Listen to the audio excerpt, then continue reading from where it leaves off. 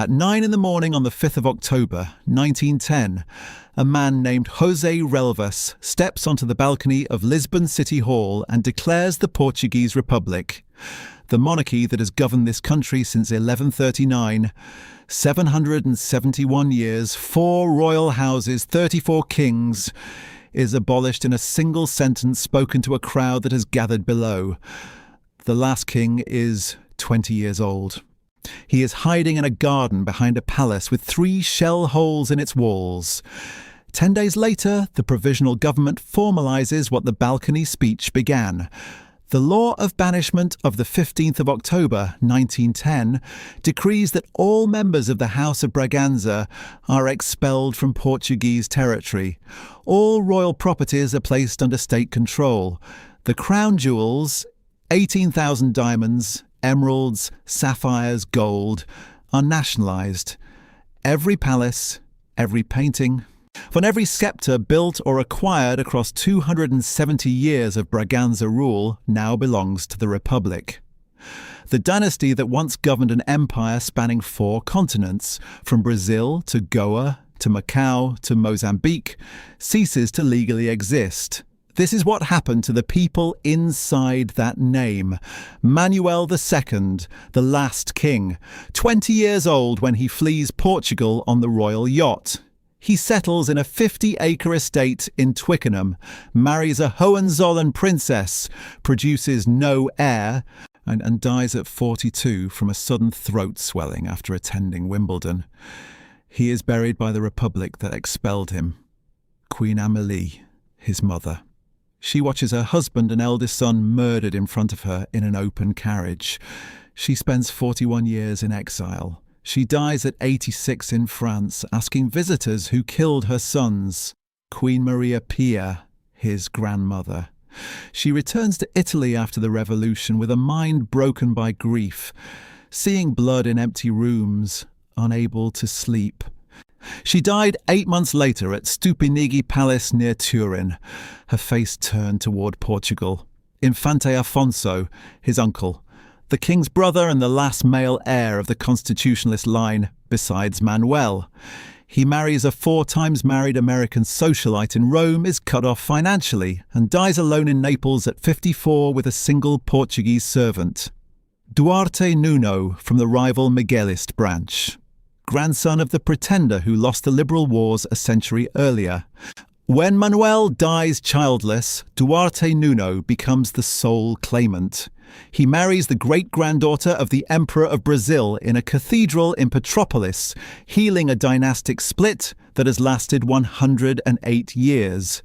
Duarte Pio, his son, born at the Portuguese embassy in Switzerland with the Pope and the exiled Queen as godparents.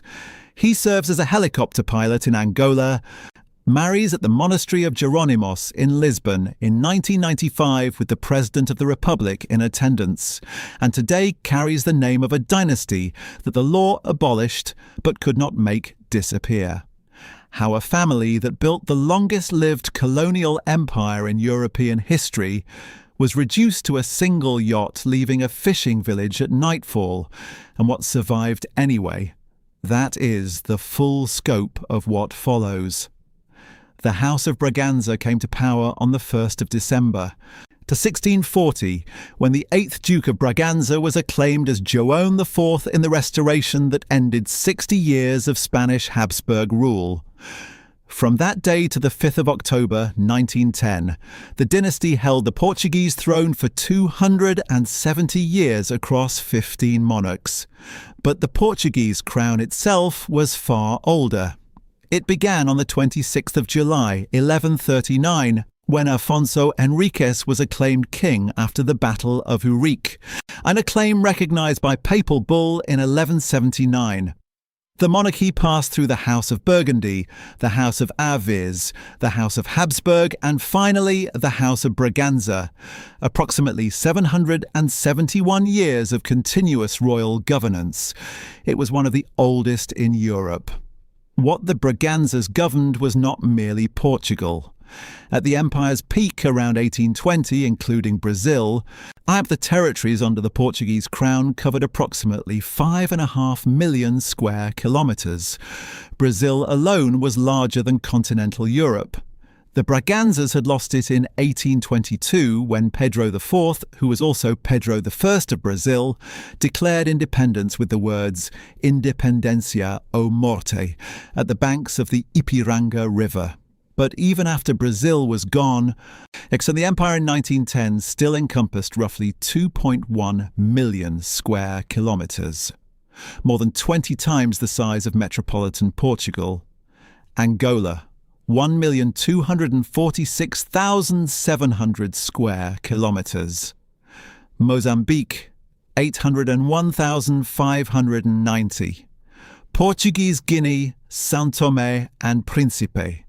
Cape Verde, Goa, Daman, Diu, Macau, Portuguese Timor, 4 continents.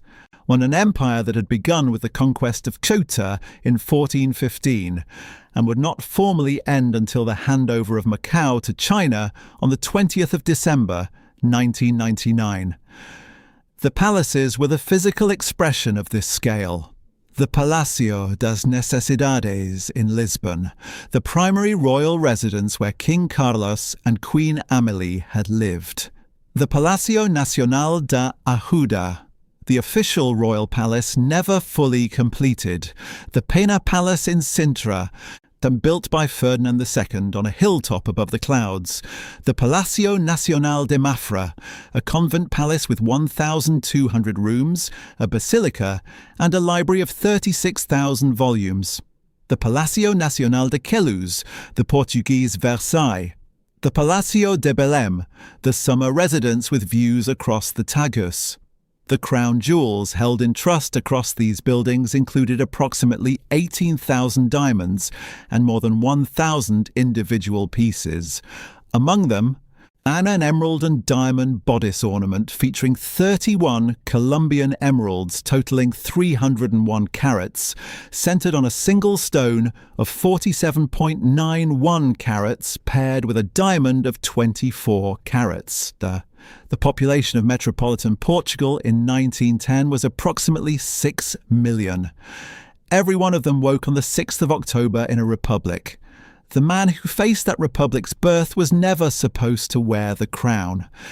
Dom Manuel, Maria Felipe Carlos, Amelio, Luis, Miguel, Rafael, Gabriel Gonzaga, Francisco de Assis, Eugenio de Braganza was born on the 15th of November 1889 at the Palace of Belém. He was the second son. His elder brother, Luis Felipe, was the crown prince, groomed from birth for the throne. Manuel was enrolled at the Naval Academy in 1907, studied piano under Alexandre Rey Colazzo, and preferred Beethoven and Wagner to matters of state. And he was 18 years and 78 days old when everything changed. On the 1st of February, 1908, at approximately 5:20 in the afternoon, King Carlos I and his family arrived at the Terreiro do Paço in Lisbon. They had travelled by train from the ducal palace of Vila Viçosa to Barreiro, crossed the Tagus by steamer, and disembarked at the Cais do Sodré. Despite warnings of Republican unrest, Carlos chose to ride in an open landau carriage, but he wore his blue service uniform as Generalissimo of the army. The carriage was escorted by a single mounted cavalry officer. The assassins had been in position since 4 in the afternoon. Manuel Buissa, a 32-year-old former army sergeant and first-class sniper, stood near the equestrian statue of King Joseph I. He carried a Winchester 1907 semi-automatic carbine concealed under his overcoat. Alfredo Luis da Costa, mine's a 24-year-old journalist and Carbonaria member, waited below the arcade of the Ministry of the Kingdom with a pistol. Both belonged to the Carbonaria Portuguesa, a clandestine revolutionary society with approximately 40,000 affiliates in Lisbon alone. Buissa had drafted his will on the 28th of January. Neither man expected to survive. The attack lasted seconds. As the carriage rounded the eastern side of the square, Buissa stepped into the road from behind and dropped to one knee at a distance of roughly 8 meters and fired. His first bullet struck Carlos in the neck, severing the carotid artery and the spinal column. The king died instantly. His second shot clipped the epaulette on Carlos's left shoulder. Costa leapt onto the carriage step and fired 2 more rounds into the already lifeless body. Crown Prince Luis Felipe, 20 years old, rose from his seat and drew a concealed service revolver.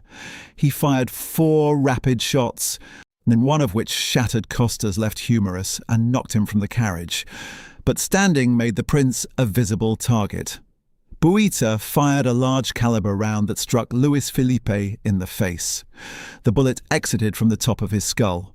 The prince collapsed and died roughly 20 minutes later at the nearby Navy arsenal. He was never officially recognised as having reigned because Portuguese constitutional law required parliamentary acclamation. Queen Amélie performed the only act of defence available to her.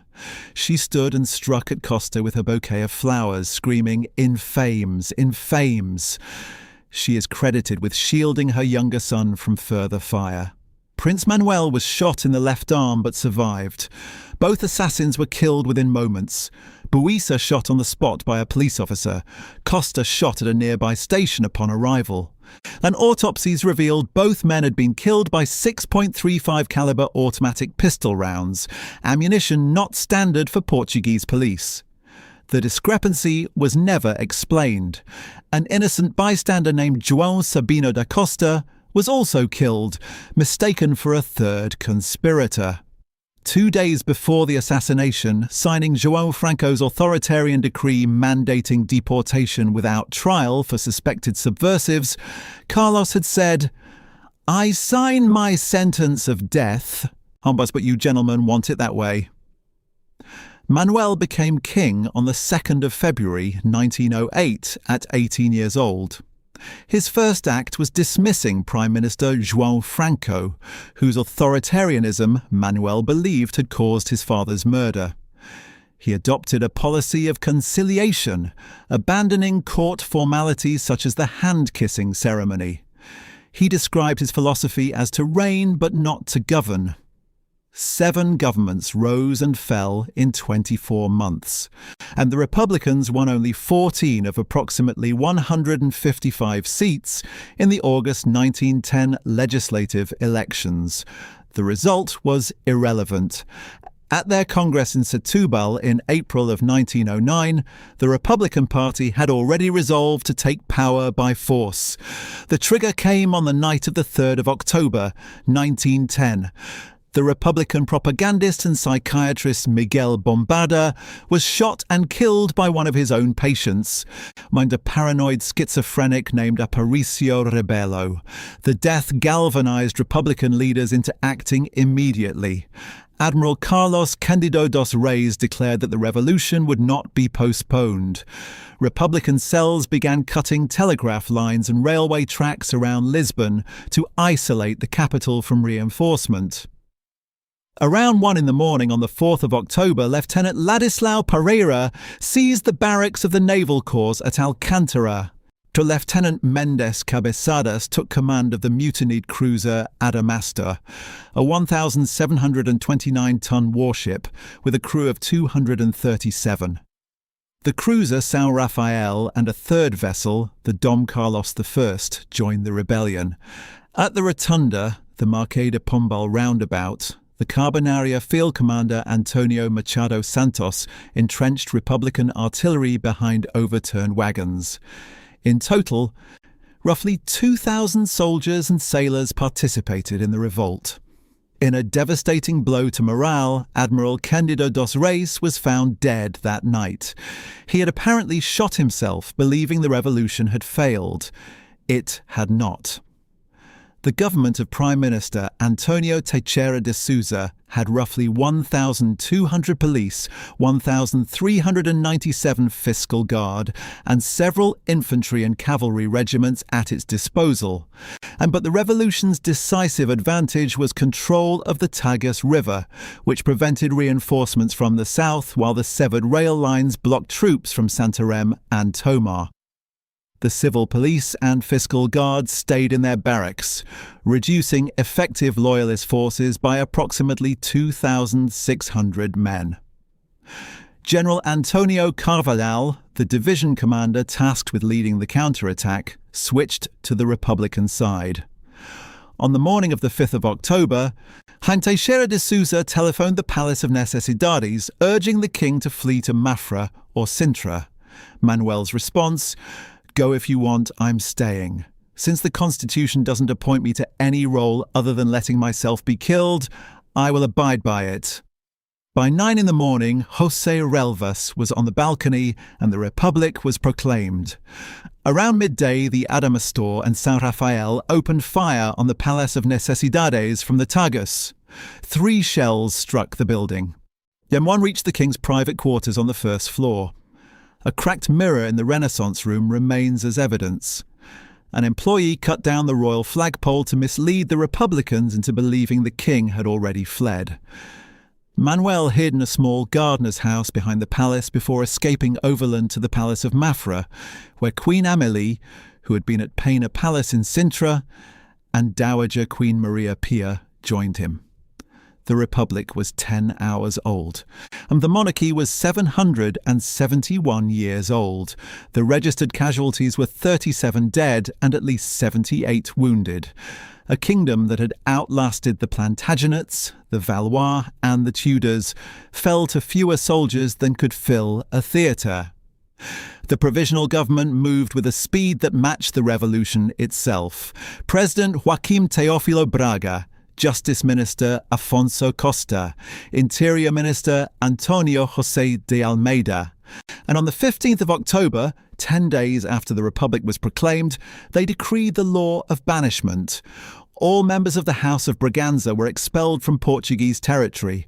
All royal properties were placed under state control. The crown jewels were nationalised. The law was not unprecedented. On the 19th of December 1834, after the Liberal Wars, then a nearly identical law had expelled the rival Miguelist branch of the same dynasty. Miguel I and all his descendants, forever excluded from the Portuguese throne and Portuguese soil. The Braganzas were now a family legally erased twice by 2 different regimes, 76 years apart under 2 different constitutions for 2 different reasons. The effect was the same both times. Leave, take nothing, do not return. On the 5th of October, the royal family boarded the royal yacht Amelia IV at the fishing village of Ericeira, at the beach called Praia dos Pescadores. Manuel intended to sail north to Porto and rally loyalist support. Captain João Agnello Velez Caldeira Castelo Branco refused. Fuel was insufficient. Word had arrived that Porto had also declared for the Republic. They sailed south for Gibraltar instead, arriving on the 9th of October. Manuel ordered the yacht returned to Lisbon. It was state property now. And everything was. The confiscation was total. The Palacio das Necessidades, 3 shells still visible in its facade, stood vacant for approximately 40 years before becoming the headquarters of the Ministry of Foreign Affairs, making Necessidades Portugal's diplomatic shorthand the way the Quai d'Orsay is France's. The Palacio Nacional da Arruda was closed and neglected for decades, opening as a museum in 1968. And in June 2022, receiving the newly inaugurated Royal Treasure Museum in its completed West Wing. The Peña Palace was classified as a national monument immediately after the revolution and became a UNESCO World Heritage Site in 1995. The Palacio Nacional de Mafra, where Manuel spent his last night on Portuguese soil, became a museum in 1911 and a UNESCO World Heritage Site in 2019. The Palacio Nacional de Queluz became a state property. Down its Queen Maria, the first pavilion, serving since 1957 as the official guest house for visiting foreign heads of state. The Palacio de Belém became the official residence of the President of the Portuguese Republic, and remains so. The crown jewels were inventoried, catalogued, and locked away. Queen Maria Pia's personal collection, 369 pieces she had left as collateral against debts owed to the Count of Bernay, son Portugal's wealthiest financier, was seized and auctioned by the Bank of Portugal in July of 1912. Queen Amélie had taken some jewellery into exile. She would sell pieces over the following decades to fund her household. A ruby and diamond tiara ended up in the collection of American socialite Barbara Hutton.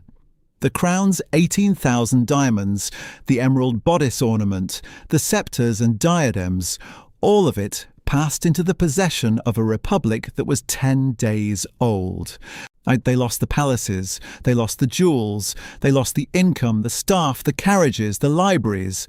The oldest royal family in the Iberian Peninsula became, in the stroke of a pen, exiled with luggage.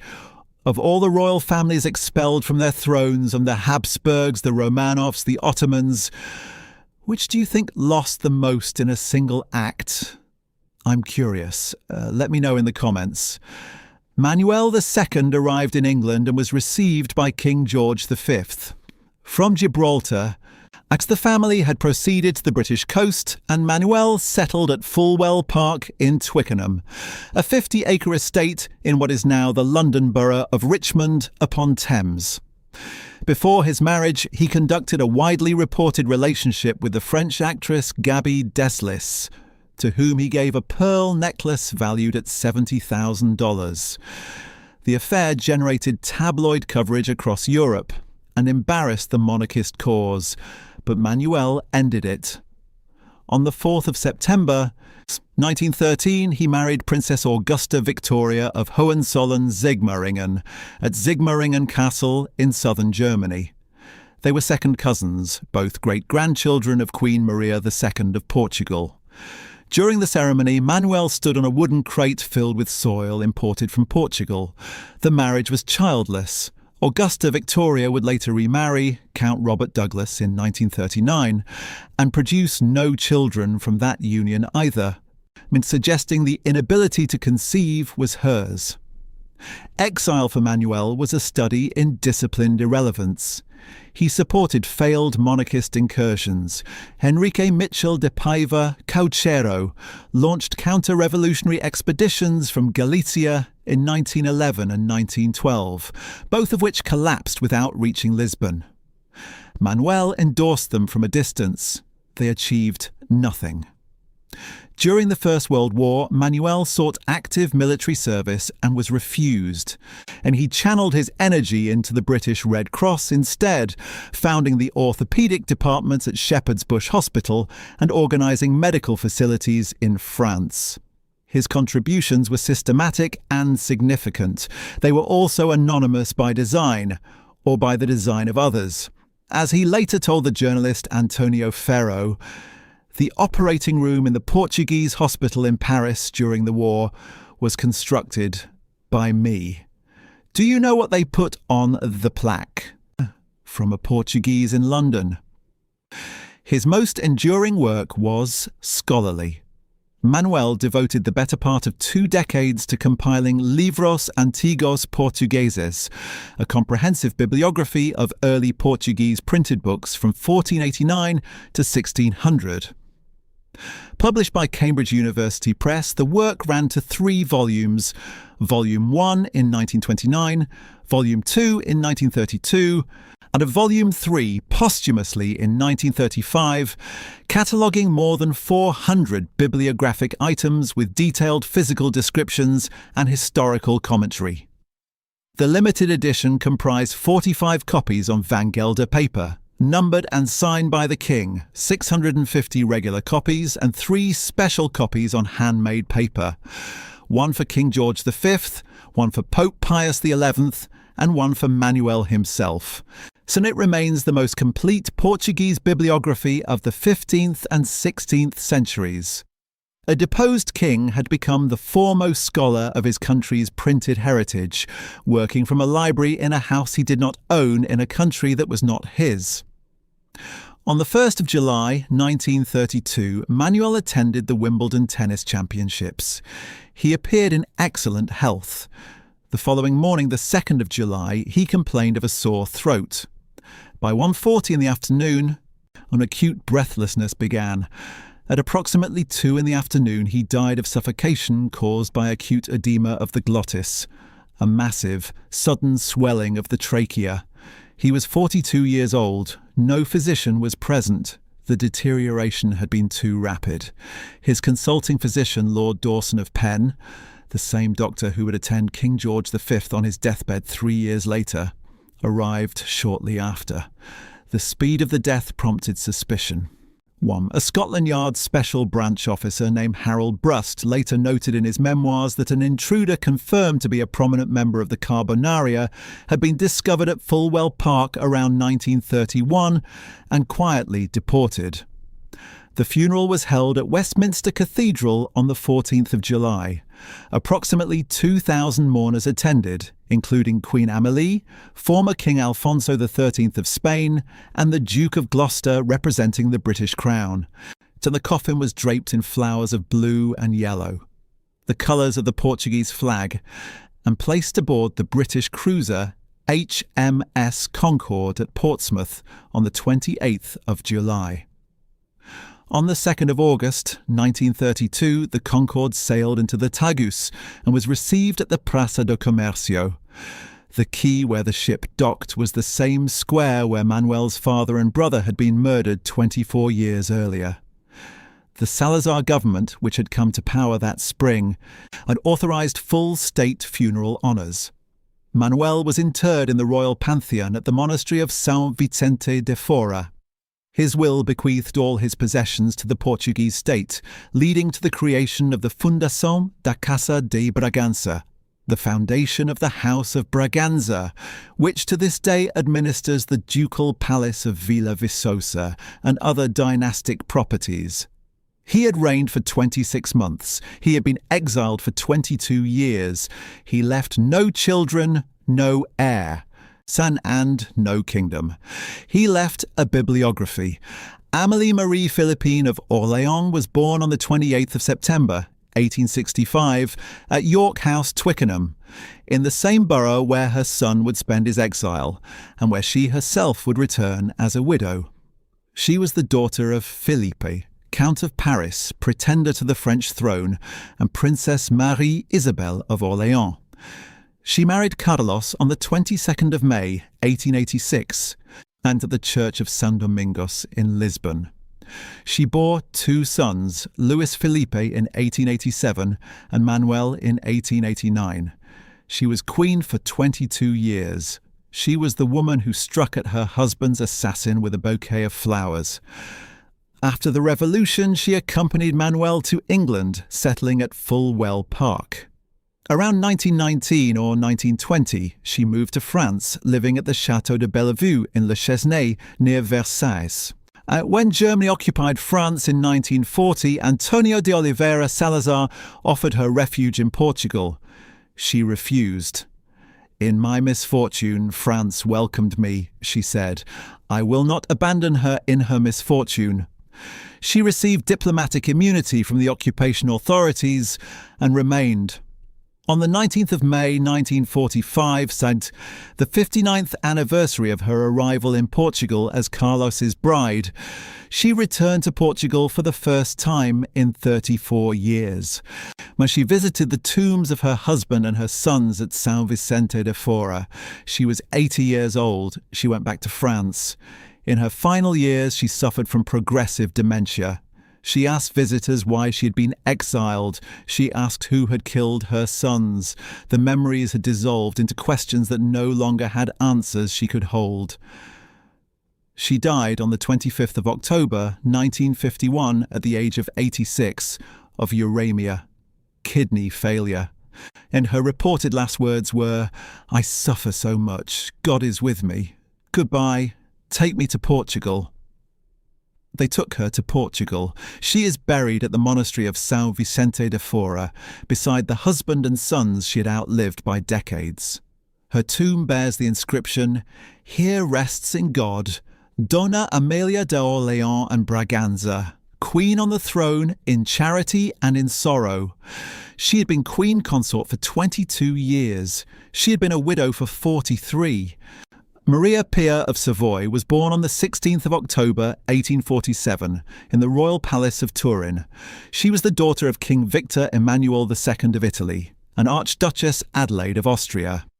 She married King Louis I of Portugal in 1862 at the age of 15 and became Queen Consort of a country she had never seen.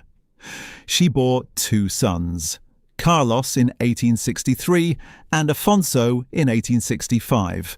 Louis died in 1889. The Maria Pia was a widow at 42. She was 60 years old when her eldest son and eldest grandson were murdered in front of her daughter-in-law in the Terreiro do Pacho. The assassination broke something in her that could not be repaired. Contemporary accounts describe a woman who talked to herself in empty rooms, who saw blood spatters on walls that had been washed clean, who could not sleep and would not eat. She was 62 when the revolution came. Now, she chose not to follow Manuel and Amélie to England. When the royal family gathered at Mafra on the night of the 5th of October, Maria Pia joined them, but then separated. She returned to her native Italy, where her nephew, King Victor Emmanuel III, escorted her from the ship on the 18th of October, 1910. She settled at the royal residence of Stupinigi, near Turin. She died on the 5th of July 1911 at 3:15 in the afternoon, aged 63, and she had asked that her face be turned toward Portugal when she died. Queen Margherita of Italy, who held her hand at the end, wrote afterward, "She had suffered too many horrific wounds to withstand this last sorrow." She was buried in the Savoy family vault at the Basilica of Superga on a hilltop overlooking Turin, one of the very few Portuguese consorts never interred at São Vicente de Fora. She had outlived her eldest son by 3 years and her grandson's throne by 8 months. An Infante Afonso Henriques Maria Luis Pedro de Alcântara, Duke of Porto, was born on the 31st of July 1865. He was the younger brother of King Carlos and had served as heir presumptive until the birth of Crown Prince Luís Filipe in 1887. He was known in Lisbon as O Arreda, out of the way, for his habit of racing through the city streets in a fire engine. He organised Portugal's first motor races. He was the extravagant brother. That's the one who loved speed and spectacle. He went into exile first in Gibraltar, then in Italy, where he lived under the protection of his aunt's family, the House of Savoy. On the 26th of September 1917 in Rome, he caused a dynastic scandal by marrying Nevada Studi Hayes, a twice-divorced, once-widowed American socialite from Reno. It was her 4th marriage. Victor Emmanuel III, unimpressed, reportedly cut off Afonso's allowance of $10,000 per year, and the couple had no children. Afonso died in Naples on the 21st of February 1920 at the age of 54. Only one Portuguese servant remained with him. He was the last male member of the constitutionalist Braganza line besides Manuel, and he spent his final years in a city that was not his own, with a wife who was not Portuguese, funded by no one. The House of Braganza had been a divided family long before the Republic split it from its throne, so the fracture dated to the 1820s. King João VI had 2 sons, Pedro, a liberal constitutionalist, and Miguel, an absolutist. Pedro became Pedro IV of Portugal and Pedro I of Brazil. He granted Portugal a constitutional charter in 1826 and abdicated the Portuguese crown in favour of his young daughter Maria II, on the condition that Miguel marry her and rule as regent under the constitution. Miguel agreed, then broke the agreement. So he seized the throne in 1828 and declared himself absolute king. The liberal wars followed. Pedro returned from Brazil to fight for his daughter's crown. Miguel was defeated in 1834 and the Convention of Évora Monte sent him into permanent exile. The law of banishment of the 19th of December 1834 declared that Miguel and all his descendants were forever excluded from the succession and from Portuguese soil. It was this same law that the Republic would echo 76 years later. Dom Miguel Januario of Braganza, born the 19th of September 1853 at Kleinhubach Castle in Bavaria, was the grandson of the exiled Miguel I. He served as a lieutenant general in the Austro-Hungarian army and lived at Siebenstein Castle in Lower Austria. When the Portuguese monarchy fell in 1910, it created an improbable opportunity. The constitutionalist branch that had expelled his family in 1834 was now itself expelled. Both branches faced the same enemy. The Republic had made them, for the first time in 80 years, allies. On the 30th of January 1912, Miguel Januario met the exiled Manuel II at the Lord Warden Hotel in Dover. The resulting agreement, the Pact of Dover, was the beginning of reconciliation. Miguel recognized Manuel as the rightful king of Portugal. In return, so Manuel recognized that should his own line fail, the succession would pass to Miguel's youngest son, Duarte Nuno. A subsequent Pact of Paris on the 17th of April 1922 reinforced this understanding. Miguel Januario renounced his own personal claims on the 31st of July 1920 in favour of 12-year-old Duarte Nuno. He died on the 11th of October 1927 at Siebenstein Castle, aged 74. When Manuel died childless on the 2nd of July 1932, Duarte Nuno became the sole recognised claimant to the Portuguese throne. He was 24 years old. The man carrying the Braganza name forward was not from the branch that had ruled since 1834. He was from the branch that had been exiled for it. The marriage that healed everything took place on the 15th of October 1942 at the Cathedral of Petropolis in Brazil. Duarte Nuno, and then 35 married Princess Maria Francisca of Orléans Braganza, who was 20. She was the great-granddaughter of Emperor Pedro II of Brazil, himself a direct descendant of Pedro IV, the liberal constitutionalist who had defeated Miguel I and founded the rival branch. The union joined the two lines that had warred in the 1830s. The absolutist heir married the constitutionalist's great-granddaughter. A 108-year dynastic split was resolved in a cathedral in a country that had once been the jewel of the Braganza Empire. Pope Pius XII sent an apostolic blessing. If you're enjoying this, subscribing is the best way to support the channel. It's free and it helps us keep going. On the 27th of May 1950, the Portuguese National Assembly, under the authoritarian Estado Novo of Antonio de Oliveira Salazar, revoked both the 1834 and the 1910 laws of banishment. For the first time in over a century, all Braganza descendants were legally permitted to return to Portugal. The decision was political, not sentimental. Salazar wanted the monarchists as allies, not as agitators in exile. As Duarte Pio would later recount, in 1950, and Salazar allowed the royal family's return, but he ensured that none of its members sought to overshadow him or make too much noise. Duarte Nuno and his family moved to Portugal permanently in 1952, delayed by a severe car accident near Thionville, France.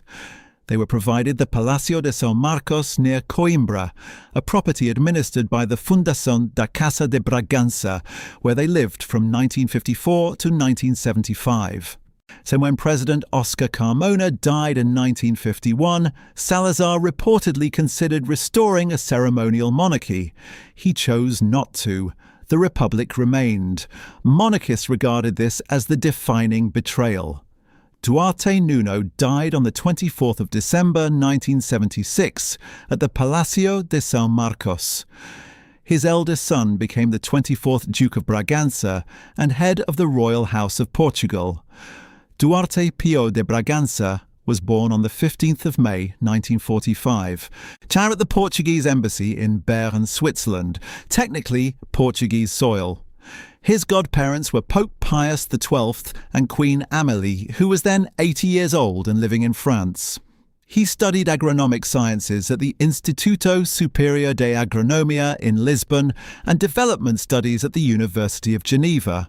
Between 1968 and 1971, he served as a helicopter pilot in the Portuguese Air Force during the colonial war in Angola. In 1972, Prime Minister Marcelo Caetano expelled him from Angola for organising a multi-ethnic candidate list for local elections. A royal heir advocating integration in a colonial system designed to prevent it. On the 13th of May 1995, Duarte Pio married Isabel Inés de Castro Curvelo de Heredia at the monastery of Jerónimos in Lisbon. The ceremony, presided over by Cardinal Antonio Ribeiro, was attended by President Mário Soares and Prime Minister Aníbal Cavaco Silva. It was the first marriage of a member of the Portuguese royal family in Portugal since King Carlos had married Amélie of Orléans in 1886, a gap of 109 years. The groom was a duke without a duchy. The Republic sent its president anyway. They have 3 children. Afonso, Prince of Beira, born the 25th of March 1996, is the heir to the dynastic claim. He studied political science and international relations at the Catholic University of Portugal. Maria Francisca, Duchess of Coimbra, born the 3rd of March 1997, married Duarte de Sousa Araújo Martins on the 7th of October 2023 at the Basilica of the Mafra National Palace, the same palace where Manuel II spent his last night on Portuguese soil. In a ceremony attended by roughly 1,200 guests, and including the President of the Portuguese Republic. She wore the King Louis diamond tiara from the 1880s. Dinis, Duke of Porto, born the 25th of November 1999, studied at the Vrije Universiteit Brussels and is second in the line of succession. The family lives in São Pedro de Sintra, near Lisbon. The house is substantial, but it is not a palace. No royal property has been restored. No formal compensation has been paid. The Portuguese constitution enshrines the republican regime. The monarchist movement, organised through the Causa Real Association, draws single-digit support in polls.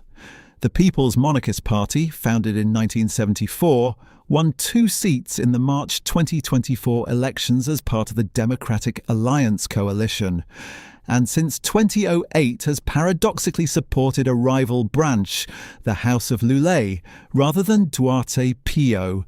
Duarte Pio has been an outspoken advocate for East Timorese independence since the 1980s.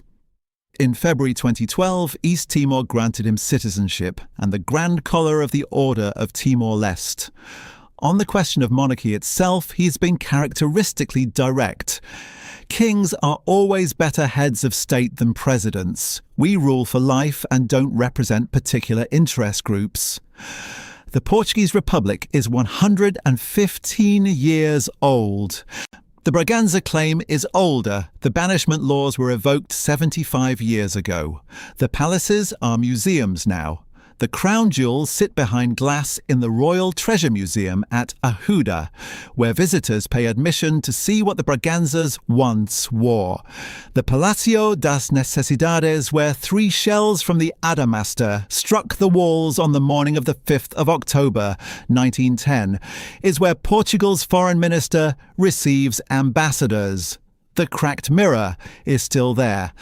And in 2023, a woman named Maria Francisca walk through the basilica of the Mafra National Palace, the building where the last king spent his final night on Portuguese soil, wearing a diamond tiara from the 1880s, married before the President of the Republic that abolished her family, in a ceremony watched by a country that has never quite decided whether it wants its kings back or simply cannot let them go. Her surname is Braganza. Her great-great-grandfather was expelled with nothing. Her brother will carry the claim next. The bloodline continues because it refused to stop.